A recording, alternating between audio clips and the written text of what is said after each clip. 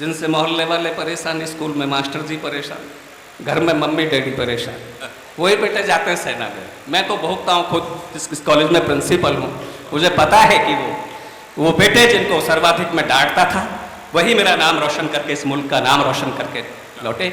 नरेश मोहन जी, बहुत अच्छी एंकरिंग आपने की। आपको 4 पंक्तियां सौंपता हूं आदरणीय महाप्रबंधक जी की, प्रभारी जी की उपस्थिति में, तमाम महनीय लोगों की उपस्थिति में। ये 4 पंक्तियां उन बेटों के नाम दोस्तों तिरंगे में लिपट करके इस मुल्क के बेटे आए, साथी सैनिक आए। उन्होंने बताया कि वो बड़े शौर्य और पराक्रम के साथ लड़े, शत्रु की कोई गोली अपनी पीठ पर नहीं खाई। माओ के चेहरों पर ना शिकन ना आंखों में आंसू, लेकिन तिरंगों को हटा करके माओ ने बेटों के शव देखे तो बेटों की पीठ पर गोली के निशान दिखाई दिए। हमारे किसी सैनिक की पीठ पर कोई गोली का निशान नहीं, लेकिन यह कैसा निशान है जो इस देश की राजनीति को नहीं दिखता, इस देश के आवाम को नहीं दिखता, साथी सैनिकों को नहीं दिखता, बलिदानी सैनिकों की माओ को दिखता है। मैं तमाम युद्ध विरामों के विरुद्ध क्रुद्ध होकर कविता की 4 पंक्तियां आपकी अदालत में इस मुल्क के बेटों की ओर से रखना चाहता हूं। इस मुल्क के बेटों ने पराक्रम के साथ युद्ध करते हुए कभी 3000 कभी 93,000 युद्धबंदी बनाए, दिल्ली ने वापस कर दिए। हम एक हेमराज का सर नहीं ला सके, दिल्ली आज तक हेमराज सुधाकर के सर वापस नहीं ला सकी। तब इस मुल्क के बेटों का दर्द गाना चाहता हूं।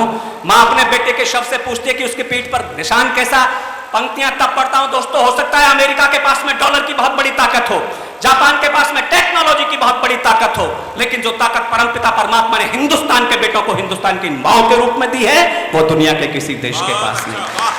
तिरंगे में लिपट करके बेटे आए तो फख्र के साथ कह दिया, रोती इसलिए नहीं है बेटा सरहद पर शहीद हो गया, रोती है तो इसलिए रोती है, दूसरा बेटा नहीं था जिसे सरहद पर भेज पाती। मां अपने बेटे से सवाल करती है। सुभाष जी 4 पंक्तियां पढ़ता हूं कि प्राण ले हथेली पर बढ़ता चला गया तू, सांस सांस भारती पे अपनी चढ़ाई है। प्राण ले हथेली पर बढ़ता चला गया तू, सांस सांस भारती पे अपनी चढ़ाई है। देश का जो मस्तक झुके ना ऐसा काम किया, दूध ना लजाया मेरी कोख ना लजाई है। देश का जो मस्तक झुके ना ऐसा काम किया, दूध ना लजाया मेरी कोख ना लजाई है। हाथ से तिरंगा नीचे गिरने दिया ना तूने, हाथ से तिरंगा नीचे गिरने दिया ना तूने। शत्रुओं की कोई गोली पीठ पे ना खाई है, पीठ पे निशान फिर कैसे आए गोलियों के, यह बात मेरे लाल समझ ना आई है। और कहीं सैनिक के शव में बोलने की शक्ति रही होती तो उसने दिल्ली की बेईमानी का मेरी भाषा में जवाब दिया होता। मैं कहना चाहता हूं, हम युद्ध के समर्थक नहीं, युद्ध की भाषा बोलना हमारी मजबूरी है। जब दुर्योधन किए बिना महाकवि राष्ट्रकवि मैथिली शरणगुप्त ने लिखा कि जब दुर्योधन किए बिना संग्राम सरासर, देने लगाना भूमि सुई की नोक बराबर, जब न संधि की बात एक भी उसने मानी, तो विग्रह को विवश हुए पांडव विज्ञानी। मैं जानता हूं युद्ध बुराई है, लेकिन युद्ध आवश्यक बुराई है। तब 4 पंक्तियां पढ़ता हूं। सैनिक का शव बोल पाता तो दिल्ली की गलती को मेरी पंक्तियों में रेखांकित करता कि सिंधु नदी वाला जल सारा लाल लाल हुआ, शत्रुओं के शोणितों की धार वो बहाई थी। सिंधु नदी वाला जल सारा लाल लाल हुआ, शत्रुओं के शोणितों की धार वो बहाई थी। मौत की हमारी जिम्मेदार है हमारी दिल्ली, उनसे तो जीते अपनों से मात खाई थी। मौत की हमारी जिम्मेदार है हमारी दिल्ली, उनसे तो जीते अपनों से मात खाई थी। पीठ पे हमारे ये निशान क्यों है गोलियों के, पीठ पे हमारे ये निशान क्यों है गोलियों के। जान ले समूचा देश चिट्ठी भिजवाई थी, चोटियों पे गाढ़ रहे जब थे तिरंगे हम, चोटियों पे गाढ़ रहे जब थे तिरंगे हम, पीठ पे हमारे गोली दिल्ली ने चलाई थी। तो युद्ध विराम हो गया, बेटे सरहद से वापस बुला लिए गए। दोस्तों, उत्तर प्रदेश में बनारस के पास में एक छोटी सी जगह है गाजीपुर, उधर से कभी बिलावल कभी ये कभी वो तमाम लोग हाफिज सईद कहते हैं हम इंच इंच कश्मीर को छीन करके पाकिस्तान में मिला लेंगे। 71 का युद्ध साक्षी है, वो कुछ नहीं कर पाए। इतनी बड़ी सशस्त्र सेना ने दुनिया के इतिहास में कभी शस्त्र नहीं गिराए, कभी समर्पण नहीं किया। ये पाकिस्तान का इतिहास, ये हमारे बेटों का इतिहास है कि उन्होंने 1 लाख युद्धबंदी बनाए और उन्हें छोड़ दिए। हिंदुस्तान की संस्कृति है, वरना हेमराज सुधाकर के सर काट करके ले गया पाकिस्तान। ये संस्कृति हिंदुस्तान की होती, भारत की होती, तो सन 71 के युद्ध में 93,000 के सर कलम करके ताबूत में बंद करके इस्लामाबाद भेज गए। तब इस मुल्क के बेटों की ओर से पढ़ता हूं, जब अब्दुल हमीद का शव आया होगा हमारे पड़ोसी मुल्क को दुनिया की सबसे बड़ी ताकत ने सन 65 में कुछ टैंक दिए थे घोषणा करके, ये अजय टैंक है, इन्हें कोई तोड़ नहीं सकता। इस मुल्क के बेटे सारे के सारे टैंक तोड़ करके लौटे, भले ही तिरंगे में लिपट करके लौटे। जब अब्दुल हमीद का शव आया होगा गाजीपुर में, क्या बताया होगा साथी सैनिकों ने किस शौर्य पराक्रम के साथ लड़े। ये शौर्य की कहानी जिस माँ को सुनाई गई वो कहीं जन्नत में होंगी, अब्दुल हमीद जन्नत में होंगे, लेकिन अब्दुल हमीद की पत्नी आज भी गाजीपुर में है। आपकी तालियां प्रणाम निवेदित करने कविता की अंतिम पंक्ति पढ़ूं, उन्हें लगे कि इस देश की राजनीति भले ही एहसान फरामोश हो गई हो, लेकिन इस मुल्क के आवाम में इस मुल्क के शहीद आज भी छपे हुए हैं। कि शत्रु आए शक्ति के गुमान से भरे हुए जो, शत्रु आए शक्ति के गुमान से भरे हुए जो, सीमाओं पे दम्भ उनका निचोड़ दिया है। शत्रु आए शक्ति के गुमान से भरे हुए जो, सीमाओं पे दम्भ उनका निचोड़ दिया है। भारतीय सैनिकों ने तोप से अड़ा के सीने मौत के दहानों का भी मुंह मोड़ दिया है। भारतीय सैनिकों ने तोप से अड़ा के सीने मौत के दहानों का भी मुंह मोड़ दिया है। शत्रुओं के मस्तकों को मुट्ठियों में भींच भींच, शत्रुओं के मस्तकों को मुट्ठियों में भींच भींच कच्ची मिट्टी के घड़ों के जैसा फोड़ दिया है। अम्मा तेरे लाडले ने प्राण छोड़ने से पहले, अम्मा तेरे लाडले ने प्राण छोड़ने से पहले शत्रुओं का आखिरी भी टैंक तोड़ दिया है। उनके उस अजय पराक्रम को प्रणाम। और 4 पंक्तियां डोकलाम के नाम पढ़ता हूं। हिम्मत चीट की नहीं हो रही है, 1.5 महीना हो गया, युद्ध करेंगे, युद्ध करेंगे, करते क्यों नहीं हो। अब ये दुर्योधन जिनपिंग भी हो सकता है, उधर से पाकिस्तान वाले भी हो सकते हैं। वो अहंकार में चूर राज्य के लौटाने से नाट गया। केशव बोले आधा न सही तो केवल 5 गांव दे दो, या जो जितना जैसा चाहो तुम उनको धराधाम दे दो, जो दे दोगे स्वीकार वही, आगे कुछ भार न डालूंगा। मैं 5 पांडु पुत्रों को जैसे बन पड़ा मना लूंगा, मैं 5 पांडु पुत्रों को जैसे बन पड़ा मना लूंगा। तो इतना सुनते ही दुर्योधन जलहीन मीन सा तड़प उठा, वह कड़प उठा, विद्युत जैसा घट की ज्वाला सा भड़क उठा। बोला केशव ये राज्य कभी मांगे से नहीं मिला करते, जब तक ना आग धधकती हो पाषाण नहीं पिघला करते, जब तक पिघला करते। सम्राट कहे जाने की सबके मन में इच्छा होती है, पर महासमर में भुजबल की घनघोर परीक्षा होती है। अपने बाहुबल पौरुष से यदि पांडव मुझे हरा लेंगे तो केवल 5 गांव ही क्या सारा हस्तिनापुर पा लेंगे। अपने बाहुबल पौरुष से यदि पांडव मुझे हरा लेंगे तो केवल 5 गांव ही क्या सारा हस्तिनापुर पा लेंगे। शासक बनने की तो केवल रणमेजय विजय कसौटी है, जिसकी बाहों में दमखम है धरती उसकी बापाती है हस्तिनापुर अक्षुण्ण और अविभाज्य नहीं दे सकता हूं।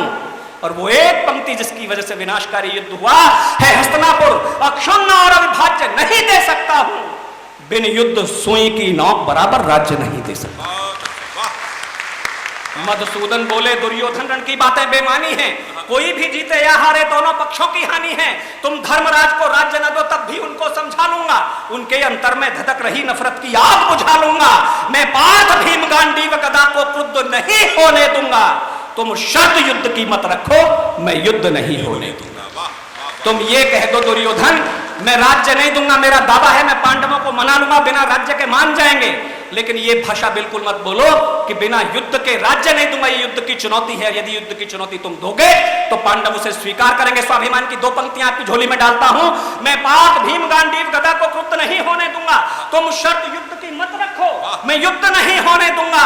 वो लोग मनुष्यता के हित में कोई भी विष पी सकते हैं, लेकिन कायरता का लेकर अभिशाप नहीं जी सकते। वो लोग मनुष्यता के हित में कोई भी विष पी सकते हैं, लेकिन कायरता का लेकर अभिशाप नहीं जी सकते हैं। इसलिए युद्ध की शर्त अड़ा नादानी करना ठीक नहीं, यूं आत्म प्रवंचक होकर के मनमानी करना ठीक नहीं। आने वाले 100 जन्मों तक नुकसान नहीं भर सकते हो, तुम इस रण की भीषणता का अनुमान नहीं कर सकते हो, तुम इस रण की भीषणता का अनुमान नहीं कर सकते हो। इस महासमर की ज्वाला में सब जलकर छार छार होगा, भूतल लाशों से पटा हुआ अंबर में चीत्कार होगा, जीवित जन अंग भंग होंगे, मरने की लाचारी होगी। इस सर्वनाश की दुर्योधन तुम पर जिम्मेदारी होगी।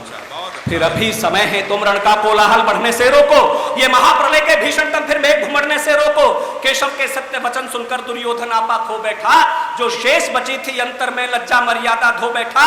बोला गोकुल की गलियों में नंगे पांवों फिरने वाले, वो नंद यशोदा के कपड़ों और टुकड़ों पर पलने वाले, तू कहां रहा हम कहां रहे, तेरा अपना कुछ मेल नहीं, ये शासन सत्ता राज का अनपढ़ ग्वालों का खेल नहीं। इस तमाम अशिष्टता के बाद, इस बदतमीजी के बाद, बड़े लोगों का बड़प्पन, महान लोगों की महानता, मैं 4 पंक्तियां डालता हूं आपकी झोली में कि यूं तो उस जगह उपस्थित थे धृतराष्ट्र, भीष्म, द्रोण सभी, लेकिन थी बात अचंभे की, सब कुछ सुनकर थे मौन सभी। जाने कैसी मजबूरी थी, जाने कैसी लाचारी थी, ये मौन महाभारत के पर भीषण रण की तैयारी। जाने कैसी मजबूरी थी, जाने कैसी लाचारी थी, ये मौन महाभारत के पर भीषण रण की तैयारी थी। मधुसूदन बोले दुर्योधन, यदि रण ही न्याय कसौटी है तो सुन ले कुंती पुत्रों को रण की स्वीकार चुनौती है। तेरे लोहू की धारा से लथपथ होना सिंहासन है। अब कुरुक्षेत्र की धरती पर रणचंडी का आवाहन है। जो बात समझ में ना आई पांडव तुझको समझा देंगे, वो तेरा वक्ष फाड़ करके श्वानों का भोज्य बना देंगे। पांडव तुझको समझा देंगे, वो तेरा वक्ष चीर करके श्वानों का भोज्य बना देंगे। परिजन पुरजन कौरव दल के पल में यम के द्वारे होंगे। इस हस्तिनापुर की धरती पर शोणित के फव्वारे होंगे। जिनके भुजदंड फड़कते हो सबके सब शीघ्र चले आना। जिनके दम पर दम भरते हो उनको भी साथ लिए आना। वो भी चख लेंगे भीम गदा का स्वाद जो मन में ऐठे हैं। अर्जुन के विष से बुझे बाण वर्षों से व्याकुल बैठे, वो भी चख लेंगे भीम गदा का स्वाद जो मन में ऐठे हैं। अर्जुन के विष से बुझे बाण वर्षों से व्याकुल बैठे हैं। इतना सुनते कौरव सारे टिड्डी दल जैसे छूट पड़े। अंतिम पंक्तियां आपकी झोली में डाल करके विदा होता हूं। इतना सुनते कौरव सारे टिड्डी दल जैसे छूट पड़े। बर्छी भाले लेकर कृपाण वे मधुसूदन पर टूट पड़े। धृतराष्ट्र पुत्र दंभी बोला लो बांध इसे जंजीरों में। उस सभा भवन में मची हुई थी हलचल सवरण धीरों में। नटवर नागर क्षण भर में ही क्या करना है ये जान गए। वो दुशासन दुर्योधन की खोटी नीयत पहचान गए। उन मूढ़ जुगनुओं के आगे उगना दिनमान जरूरी था। कौरव दल की करतूतों में देना व्यवधान जरूरी था। तो धरती डोली आपको 5000 वर्ष पूर्व हस्तिनापुर में लेकर के जाता हूं और एक दृश्य उपस्थित करता हूं। महसूस करना ऐसा ही हुआ होगा। तो उस उगना दिनमान जरूरी था। धरती डोली दिग्गज कांपे उन्नत ललाट सबने देखा। वह रूप यशोदा नंदन का होता विराट सबने देखा। तब शंख गदा और पद्म चक्र से चारों हाथ सुशोभित थे। दुर्जन आहत आशंकित थे, सज्जन अंतर्मन मोहित थे। वह चतुर्भुजी आभा असीम धरती अंबराच्छादित थे। करबद्ध खड़े कृप भीष्म द्रोण मन ही मन में आह्लादित थे। कुछ बदन सुमन मुरझाए से, कुछ के मन सुमन विकसते थे। हस्तिनापुर में नरसमूह बीच नारायण खड़े भी हंसते। हस्तिनापुर में नरसमूह बीच नारायण। और जन्माष्टमी आने वाली है, इससे अच्छा मेरे पर कुछ नहीं। मैं श्री कृष्ण को समर्पित करते हुए पंक्तियां बैठता हूं। नारायण खड़े भी हंसते थे तो नभ से पुष्पों की वर्षा कर सुरजन अभिनंदन करते थे। भूपर नर नारी भगवान के चरणों का वंदन करते थे। धरती का आंचल सुरभित था पूजन अर्चन मनोहारों से। थी दसों दिशाएं गूंज उठी केशव के जय जयकारों से। नारायण बोले भीष्म सुनो, हर शब्द मेरा न्यायोचित था। जो काम किया दुर्योधन ने वो काम नहीं वीरोचित था। इसलिए उपस्थित दिग्गजनों मैं तुमसे कहकर जाता हूं, जो समझ ना पाया दुर्योधन वो साथ तुम्हें समझाता हूं। अनुचित कर्मी पर मौन रहे, सबके सब दागी होते हैं। करते अन्याय समर्थन जो अपयश के भागी होते हैं। करते अन्याय समर्थन जो अपयश के भागी होते हैं। ये युद्ध भयावह दृश्यों को चीन तक संदेश जाया कि तालियों के साथ ये युद्ध भयावह दृश्यों को इस भूतल पर आमंत्रण है। अपने हाथों से अपनी ही मृत्यु को खुला निमंत्रण है। जो यहां उपस्थित मौन रहे रण के उत्तरदायी होंगे। इसके परिणाम दुखद पीड़क घनघोर कष्टदायी होंगे। इतना कह करके मनमोहन क्षण में हो अंतर ध्यान गए। कुरुवंश ध्वंस के दृश्य लिए कर इंद्रप्रस्थ प्रस्थान गए। उनके सम्मुख कौरव पांडव दल के सब मित्र उपस्थित थे। मनमोहन के अंतःपट पर रण के सब चित्र उपस्थित थे। वो जान गए दुर्योधन के मस्तक पर काल प्रभावी है। भाई भाई के बीच भयावह युद्ध अवश्यम भावी है। भाई भाई बहुत बहुत धन्यवाद। आपने एक अच्छी कविता को अच्छे मन के साथ सुना। आइए मैं इस कवि सम्मेलन की यात्रा को फिर गीतों की ओर लेकर के चलना चाहता हूं और मैं आमंत्रित करना चाहता हूं हमारे मध्य हरदोई से उपस्थित हैं व्याख्या मिश्रा जी। गीत के संदर्भ में कई लोगों ने बहुत कुछ लिखा। मुझे 4 पंक्तियां याद आती हैं। आदरणीय, अब तो बस राजन जी को पढ़ना है, व्याख्या जी को पढ़ना है और इस कवि सम्मेलन का भविष्य बस आधा घंटा शेष है। तो हाँ, आ रहे अभी आ रहे हैं। वो स्थायी नहीं जा रहे, वो आने के लिए जा रहे हैं। हम बहुत बहुत आभारी, आपने मन से बहुत देर तक इस कवि सम्मेलन की शाम को गुलजार रखा।